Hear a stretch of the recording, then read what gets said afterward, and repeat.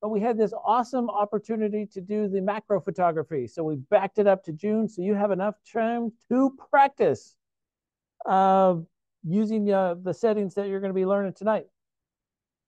I went to the photo blog and took a look at some of the photos that we have online there. Dorothy Cunningham took this one. Dorothy right now is in, she's normally our Zoom host. She is actually in Alaska right now, and she took this. Donald took this beautiful picture of a firework, and fireworks just have, they're just so fleeting. They pop and they're gone, and to capture them. Deborah Dorothy took this beautiful photograph. Look at the reflection there in the water. Water is makes great fireworks.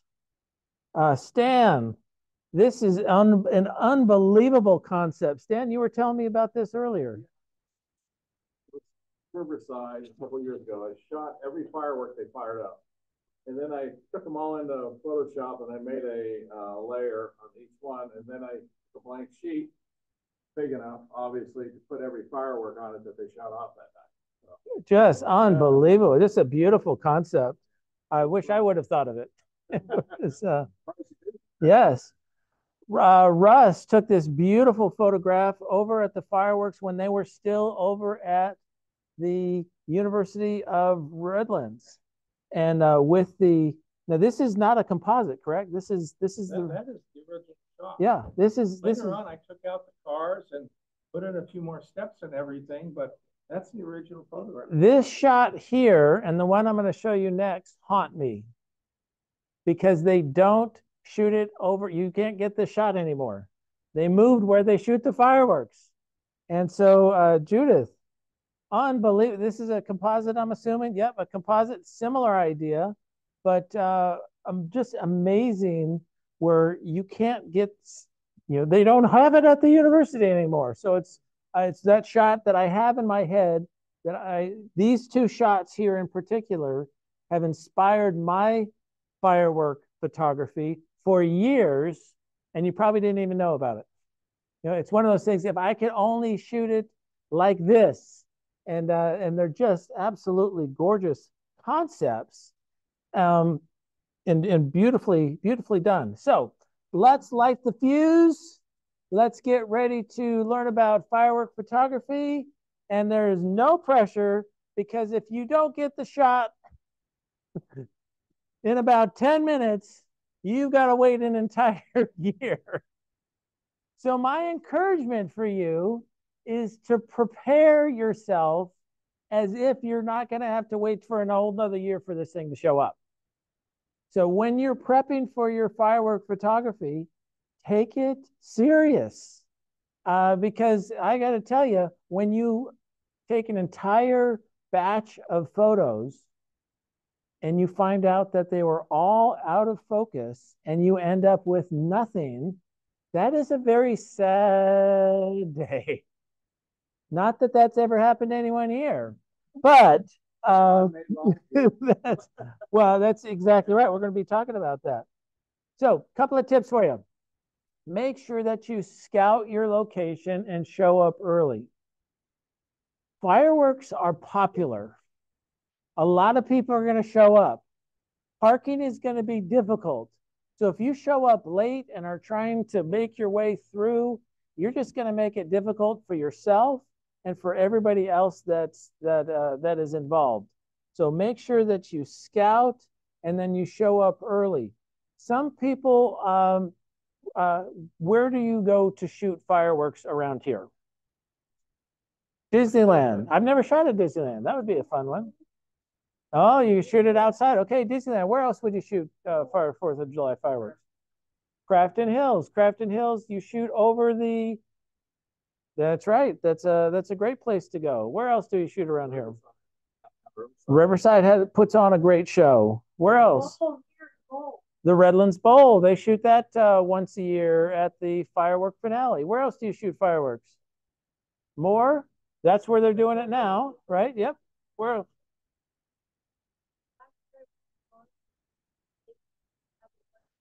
Long Beach, again, the bigger the city, the bigger the fireworks show. That's typical. Moreno Valley, yep, right downtown. Lake Arrowhead puts on a great one, and so does Big Bear. So you've got a lot of options. Well, where you're going to plan, I'm gonna plan differently in Lake Arrowhead than I am in Moreno Valley, right? I'm gonna need to scout a little bit earlier. So you may choose to go. Sometimes you scout this year for next year, right? Some of these ideas that you're going to have aren't going to happen for 2 or 3 or 4 more years. You have to have that kind, because again, it happens once. It happens once a year. I got to tell you, last year, uh, Big Bear had fireworks for Memorial Day over the weekend, over the long weekend. So I got to practice before the 4th. So it was like two. It's like time travel, right? I got 2 fireworks. And then I'm always prepping for the Redlands Bowl firework finale. So another tip, own your spot. Okay. You got to be territorial. So if you got to have a blanket, in fact, if you could bring some friends with big blankets, or they have families and they can set up around you to give you space, if it's that kind of opportunity, make sure, because guarantee you're going to set up, you're going to sit down, and somebody's going to bring their beach umbrella and put it right in front of you, and it's going to block your view. So make sure that you're very, I would be obvious that you're shooting. Have your tripod up. We're going to talk about tripods here in a minute, but set it up. Make sure people know that you're shooting. So you don't want to intimidate them meanly, but you want to let them know that you mean business, that you're serious about this, about this. So having a blanket, setting up your space, and again, having friends never hurts. If they set up around you, then you're kind of protected. All right, great firework shots are all about the foreground. I just thought it was about the fireworks. Well, it's like most things in landscape photography. It's not just about the sunset, it's about the sunset in a place. It's not just about the Milky Way, it's about the Milky Way at a place. It's not about just the fireworks, it's the fireworks at a place. And when you can combine beautifully done fireworks with an inspirational foreground, then you've got something that's worth talking about. So come prepared. Okay. Did anybody mention that the 4th of July is in July? Okay. What's it like in July? It's hot. So prepare. But if you're going up the mountains, it may be cool. So you may need to bring layers. You're going to be if you're there early, you're going to want to sit down. You're going to need some water. They will happily sell you water for $10 a bottle. Speaking of, I'm going to take a little sip of my free water that I brought in my own thermos. Sunscreens, hats. It's all the things that you're going to need to prepare to have a good time there. You may need to bring your own dinner. You may bring your own picnic. Whatever it takes for you to be comfortable. And a headlamp or a flashlight. Did anybody mention that it's going to be dark when these things go off? So you got there fine, but you want to make sure that you can leave and make sure that you are good to go. So I like headlamps. Headlamps are wonderful, again, because I'm a nighttime shooter. These are great. I don't have to, my hands are free. You have different various levels of brightness that you can shoot. I have a red light.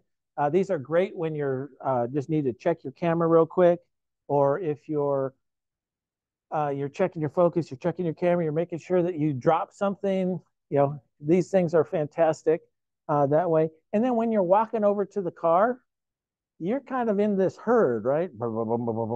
Everybody's bumping. If you have a headlamp, that's going to give you an advantage. All right. Some people have noise sensitivities. If you, again, prepare yourself if you need to bring earplugs or anything like that. And if you have children or pets, okay, make sure that they are under control. Watch them, or have not you watch them, you're shooting. Have somebody else watch them. Otherwise, it's going to be a challenge. Yeah, or don't take your pet. Sometimes pets can be, pets and fireworks are not a good combination, right?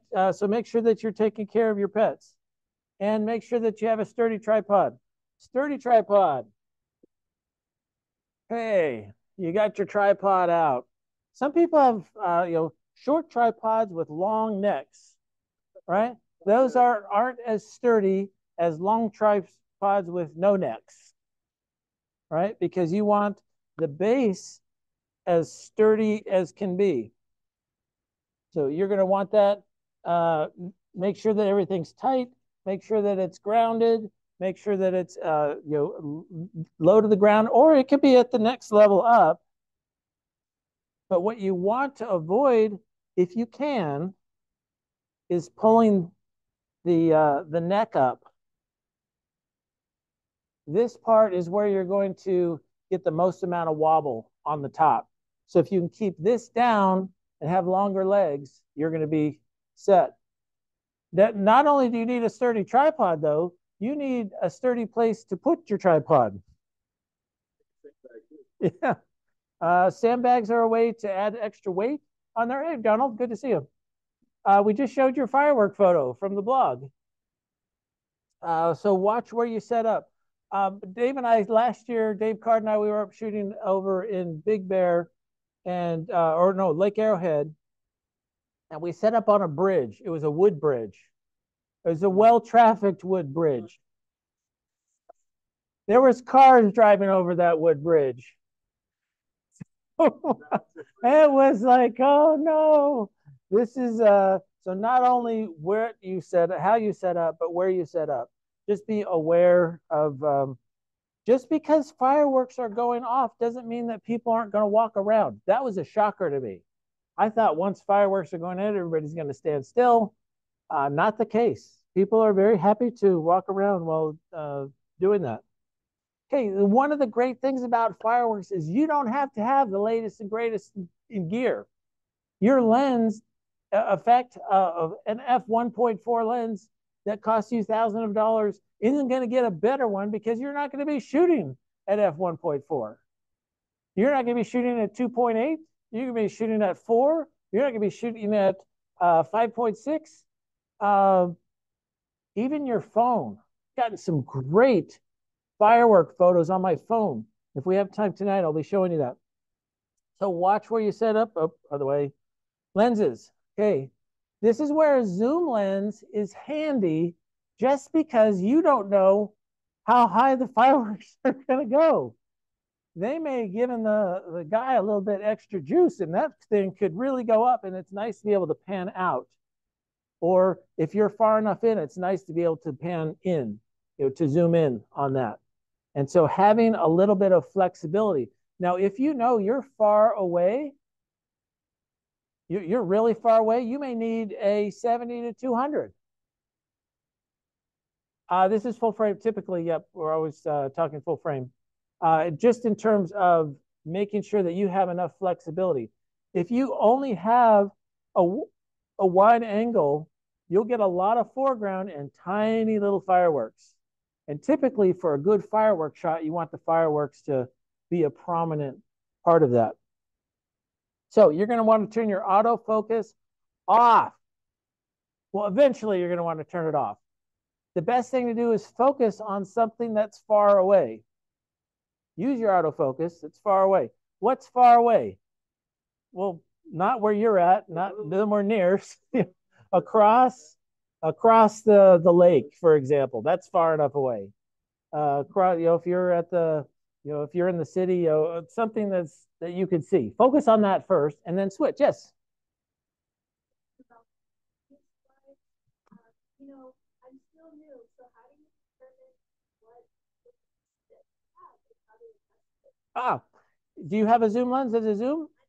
Okay. We will answer that question after. Yes, we'll let you know after. But they write it right on there. So when you turn it, does the lens go in and out? Okay, then it's a zoom lens. So it has a short end and it has a long end.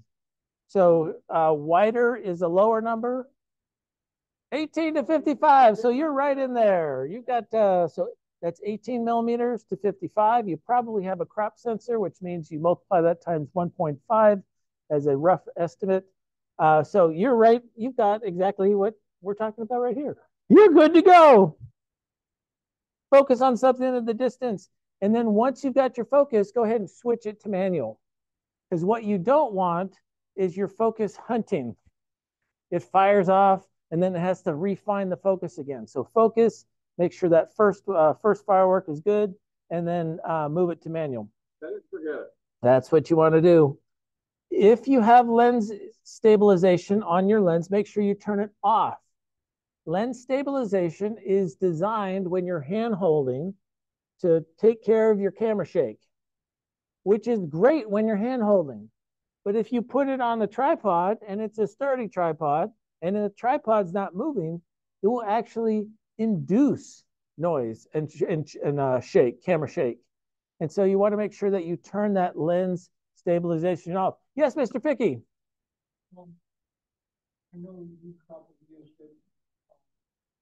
What normally I would do is get there early, set up, get your focus point, turn off image stabilization, turn off autofocus, and then put gaffer's tape around the focus part of the lens so that you do not accidentally touch it and move it. And therefore, all of your images will be out. There you go. There are gaffer tape people and there are non-gaffer tape people. There are rubber band people too. Right? But we're all in focus people, right? We want to make sure that our cameras are in focus. David, good to see you. Glad you're. David is the new editor for the Redlands Community News. So thanks so much for popping in. Great, good luck on your new job. So horizontal or vertical, which way are we shooting? On the foreground. It depends on what you're trying to shoot, right? It all depends on what you're trying to shoot and what you're after. So there is no right or wrong in terms of horizontal or vertical, landscape or portrait. Horizontal, vertical, landscape, or portrait, we're talking about the same thing. Depends on your composition. The nice thing, which way do fireworks shoot? Okay, so that's a good clue. The nice thing is you can zoom in a little bit more. You can get closer. I like to do calendar things. So most of mine are horizontal because they fit better in calendars. So again, depends on what you're after. So camera settings. This is why you're all here. Ready? All right, shooting raw. Do I need to tell you why you need to shoot raw? Yes, because you're not here for the first time. Okay, shooting in raw can be intimidating for somebody who's new. I didn't shoot in raw for 5 years because I just didn't know what it was and I didn't realize all the benefits of it. But when you shoot in raw, it allows you to push your photos when you're editing. Think about when you're editing and you're making it brighter, you're stretching. You're stretching. Well, if you have shooting in raw, you can stretch it a lot. If you have a JPEG, you'll stretch it and it will snap. It'll break.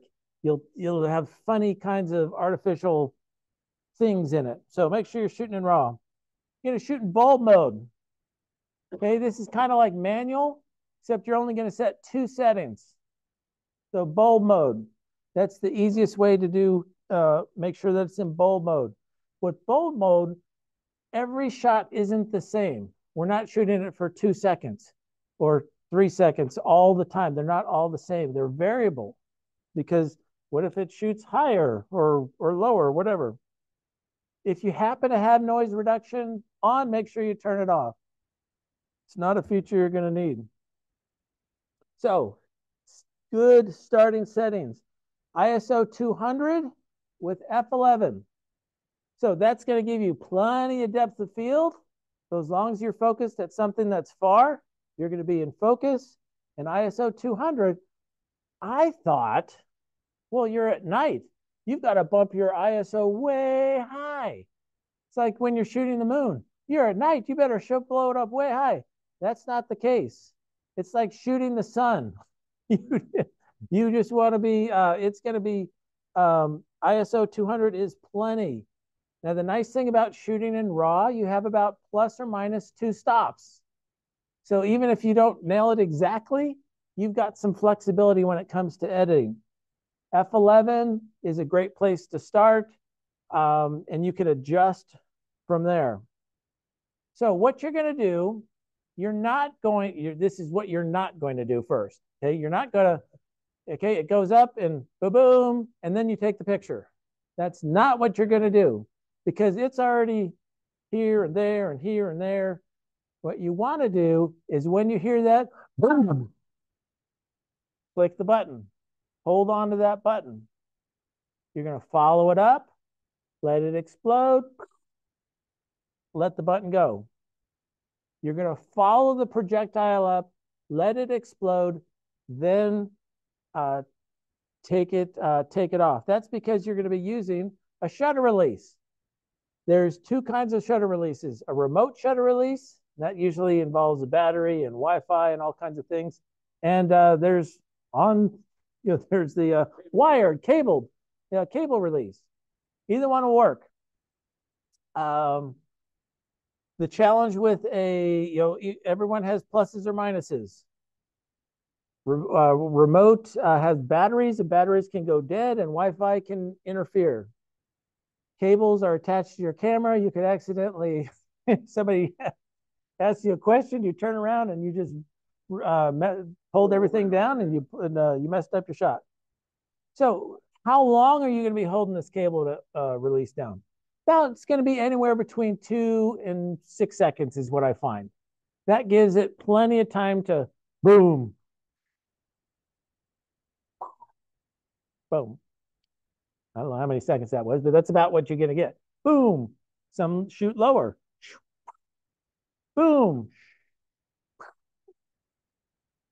That's all. That's what you're going to do. Now, is every single shot going to be good?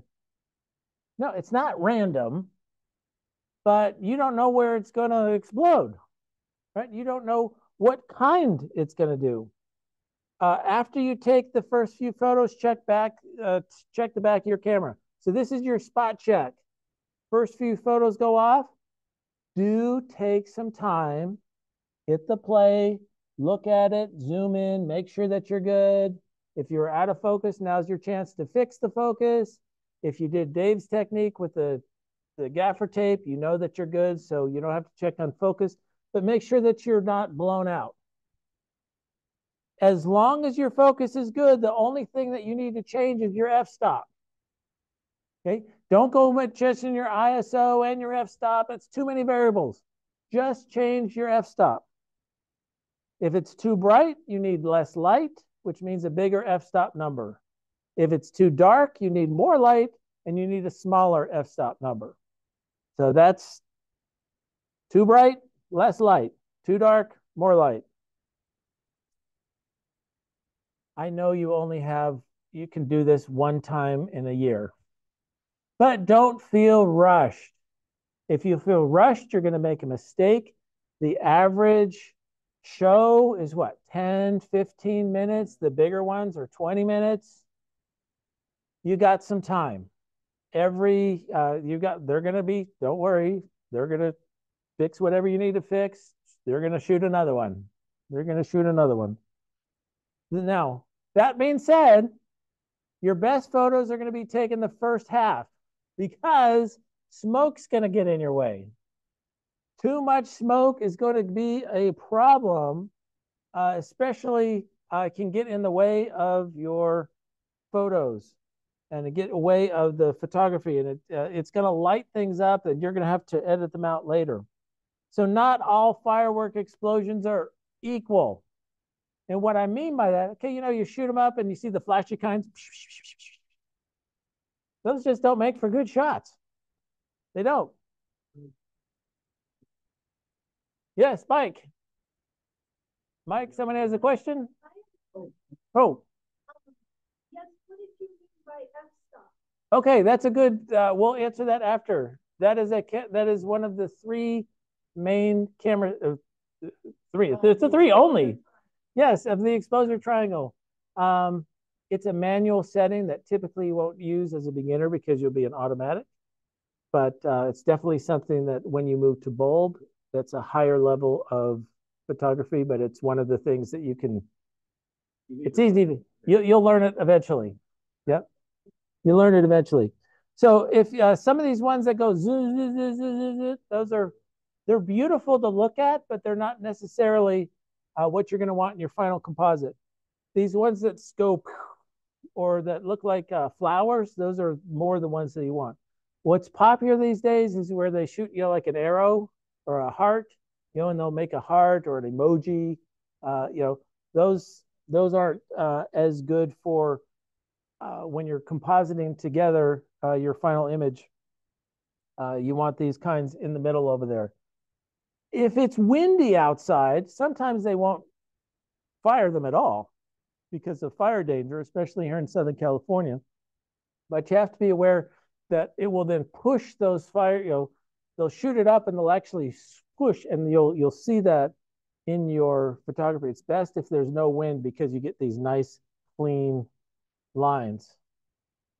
All right, the firework finale. That's when everybody thinks that's when I should be shooting. I can't stop you from shooting it, and you're going to want to shoot it, but that's not where your best photos are going to come from because it's too much light, too much. It's boom, boom, boom, boom, boom, and it's going to blow your photos out. It's just too much. I think to change your speed of your shutter. You could try to, you're going to move your f-stop all the way down. Okay, you've already been shooting. Enjoy your work. Enjoy your photos. Just enjoy the firework finale. It would be my recommendation. So you're done shooting. Whew, it was on. It was awesome. Man, next year I really should do something. Write it down. Next year I don't want to shoot here anymore. I want to go up to Big Bear. Good. Write that down. Next year, oh, my camera settings were perfect. Write it down. All of the things that you learned that you should do. Next year, I'm going to make sure to bring Blistex. Good. Write it down. All of those things, because you're going to say, man, what should I have done? What shouldn't I have done? Write it down. Does somebody have the time for me? 8:10. 8:10. Great. Epic firework photos are not shot, they're created. Okay. When you see some photos, these are composited together. This is over at the University of Redlands. I didn't think, I had my family at the time. They were young kids running around with, my kids were running around with sparklers. We couldn't afford to go inside the stadium, so we were outside the stadium. But what I loved was this was about the same time I was shooting nighttime photography. And I learned that a lot of nighttime photography techniques are the same techniques that you use when it comes to firework photography. Love the palm tree here. It really sets that off. This is over at Lake Air. This is, again, scouting. Didn't scout. It shot, the boat that shot was on the other side. We were on the wrong side of the lake. So we couldn't see them taking off.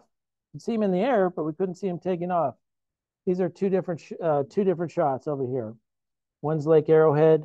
So I moved to the other side of that mountain and could get them all over here. And then on this side over here, this is over at Big Bear. Again, water. Anytime you can get water, those reflections in the water are just beautiful. Trying to get something a little bit different. In fact, there's that road that I was talking about that people in cars were driving over.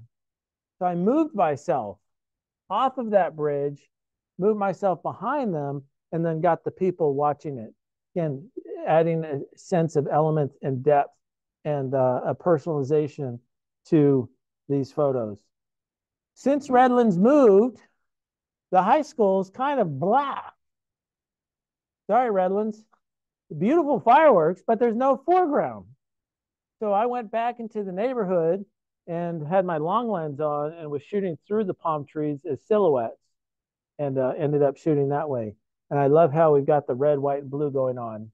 It's actually blue, white, and red, but just go backwards.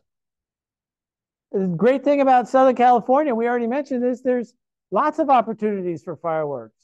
This was over at the Mission Inn, and I had special permission to climb up on the roof of the restaurant, and then you climbed up on top of another roof on top of that, and was with the press corps, and had this opportunity shooting down into the lights of the Christmas lights with the launch of the Mission Inn. Lincoln Shrine, they had their 90th anniversary. Another opportunity to shoot fireworks here in Redlands. Then the bowl. I was inspired by Steve Wormser's photo of the 90th anniversary of the Redlands Bowl. And so this is 1991 when I took mine. And because if Steve could do it, I figured I could do it. And Steve has been one of my inspirations as a photographer from when I started reshooting here in Redlands. And so this was my shot here. It kind of got me, yeah, okay, I could do this. This was awesome. Have had the opportunity to shoot the bowl many times, so trying different angles. Be curious now, they don't have those big trees there anymore to see what they do. What now I can have all of that fan that's going to happen. They have the towers there now. Yeah, they do have the towers. But they're further back. I had a chance to go up on top of where they had the big lights in the back, and I thought, yeah, I'll get the whole thing, which is a different perspective. You get to really see the massive amount of people shooting with a fisheye over there. This is one. If you go to Darby's did a 15-foot tall print of this in the back as you leave. This was also turned into a puzzle for the 100-year anniversary of the bowl over here. Now, you know that the firework didn't look like this when I took it. In fact, none of those look like that when I took it. They're composited together. They're the best of the best moved together. And this is the 100th year anniversary shot. And this one, you literally did have, this was a once in a lifetime shot to get. There was only 3 minutes long, and that foreground was for 10 seconds. So I had to switch the camera settings for 10 seconds to get that foreground, then composite in the top. So this is epic over here. So you're going to composite in Photoshop. I'm going to walk through that real quick with you. You're going to use the lighten mode in Photoshop. And again, I'll walk you through that. And then just real quick, I want to show you how you can do it on your phone. This is an iPhone. This is an app here, Star Tracker, Star Stacker. It's designed for making star trails, but it uses the same technique. These are photos that I took with my iPhone. Pick a couple. Just use the default options. It's going to run them through, and not bad for a phone. So the phone was on top of my camera. I was using a remote cable release for my phone.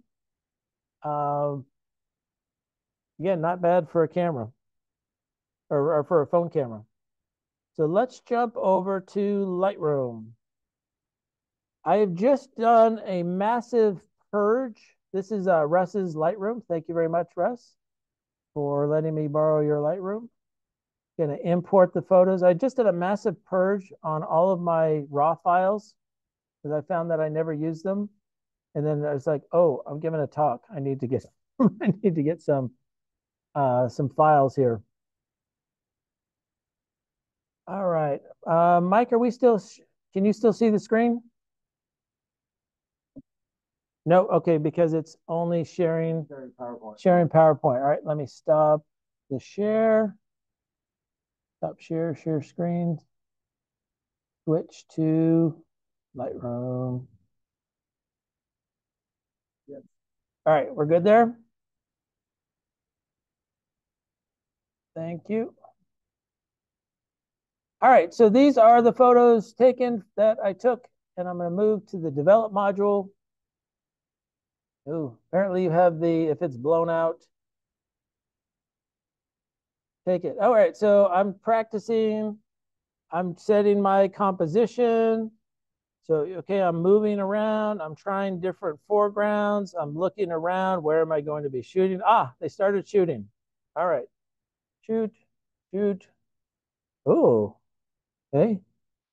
So what you're looking for is not that one. You're looking for the pretty ones, right?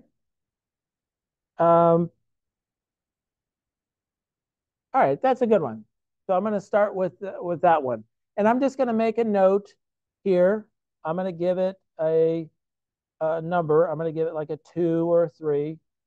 All right, oh, that's even better. So I'll give that a 3. I'll give that a 3. That's a good one. Give that a 3. That's a good one. Give that a 3. All right, that one, not so much. So this is where it came up, it fizzled, it and just the kind. That's what it looks like. That looks like a robot in Mystery Science Theater. It does almost. So you've got different photos. That's a good one. So I'm getting different heights. Oh, that's a good one over here. That's nice over here. So I'll give that one a number. And I'm just going through. That one I might like. So I'll give that a 3. That's a good one. That's nothing. That's nothing. That's a good one. Give that a 3. All right, that's nothing. That was too high. All right, this is again, this one is good, but that one on top, not so much. So it's just gonna get in the way. So I'm not gonna bother with it. Nothing. All right, oh, that's good. Boom, like that. All right, so I have enough. So I'm gonna narrow it down, and here's my 3s. All right, I'm just seeing the 3s. I moved from a horizontal to a vertical. If you notice these horizontal, these are horizontal. The other ones are vertical. So apparently I switched midstream. So I'm going to take my vertical shots and I'm going to open them, edit in Photoshop as layers in Photoshop. So it's going to put them into Photoshop, but it's going to put them into layers. And so it's going to open up Photoshop. And depending on how fast the machine is, it's going to load one at a time into layers. And you can see them layering right over here. It's loading them up one at a time. And that was a couple of photos over there. Boom, boom, boom. And now I'm going to take a look at those photos. Here, I'm going to change my I need to move that out of the way. Just get that out of the way. I'm in Photoshop. I've got my layers. I'm going to move this. This is my blend mode to lighten. So rather than just showing one photo, yes. We're back to not showing because it moved from Lightroom to Photoshop. I'm going to share the desktop. How's that? I'm going to share the desktop. Stop sharing. Share the screen. Desktop. So what I'm sharing should be what you. Okay. So we've got our photos over here. I'm switching the blend mode to lighten. So now it's showing everything underneath. It's showing all of those photos. And so I could turn these on and off. All right, so this photo here is already on top of another photo. Does it help or hurt? Hey, it hurts. So I'm going to just take it off. I'm going to hide it. I'm using the little eye icon, and I'm going to hide that. This one. All right, help. Help or hurt? Help. Helps. That's good. Help or hurt? Oh, good. Got to have that one. Okay. So, ta-da! I like those. I've got my blend mode. Those are good. What about these little things on the side? I can figure out where those are coming from, which layer. All right, that's this shot over here. I can turn a mask. I'm going to add a mask. And then I can just take, if I use my black conceals, white reveals. And so where's my, I need my mask, All the way to the top. I need it bigger. Thank you. I need that bigger. All right, bigger, bigger, bigger, bigger. There we go. All right, I have my mask selected, and I'm just going to paint over black. Thank you. Switch it on the bottom. Now I'm blending with black. Just going to paint those things out. They're just getting in the way. All right. So I can do that. I can also, if I want to, I can, move the firework up or down. It's not my fault it shot in the wrong spot. Just move the firework up or down is another way to do it. So let's say I like those. I can select all of those. Shift Option Command E makes a new layer with just all of those connected. And now I'm done. I can bring that into, bring that back into Lightroom. So I've combined those 3 photos into a photo. It's saving right now. It's going to bring that back into Lightroom. I could edit in Lightroom, or I can edit in Lightroom and Camera, in Photoshop and Camera Raw, or Lightroom. It uses the exact same engine. So here's my photo. Where'd it go? Was your foreground the same in all of those? The foreground was the same because it was on a tripod and it didn't move. Yep. So here's the one. All right, this is the one that we took a look at. That was the one that we just edited. Now I want to bring out some more of the foreground. So I'm going to take a linear blend, move that up, take my exposure. That's good there. Take a brush. Too blown out on the bottom there. I'm going to take a brush and, come on, get a brush. And I'm going to take this over, highlight this over here, and I'm going to bring that exposure down on the bottom. Ta-da! There we go. Now, if I wanted to do some other edits, I could add some clarity if I wanted to. Move the shadows up or down. That's too much. Move the shadows there. All right. Ta-da! There you go. So you're taking your photos.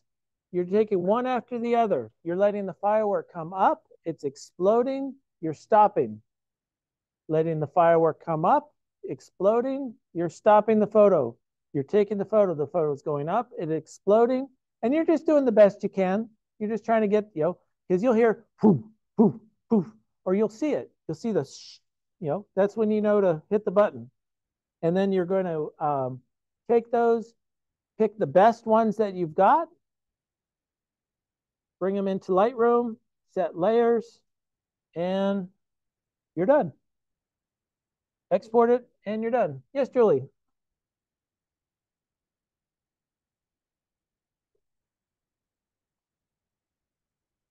No, you'll actually add layers of, you mean if you're shooting in water and you have a reflection, you'll just have different colors in the water, and it's beautiful. It's absolutely gorgeous when you do that. So, Lightroom questions, Photoshop questions. One of the things that I found is that, where's my PowerPoint? Is that shooting fireworks is the exact same as shooting star trails. The only thing that's different with star trails is that you're shooting the exact same amount of time. With fireworks, you're shooting 2 to 6 seconds at a time. With star trails, you're shooting just one at a time. So if you want to practice for fireworks, practice on star trails. And in order to do that, we've got a field trip that I'm hosting up in Big Bear. Redlands Camera Club is doing the Big Bear. We'll catch dinner together. We'll set up over at Boulder Bay, and your opportunity to take some epic star trail images, and at the same time, practice your technique for shooting those fantastic firework photos. And that's all she wrote.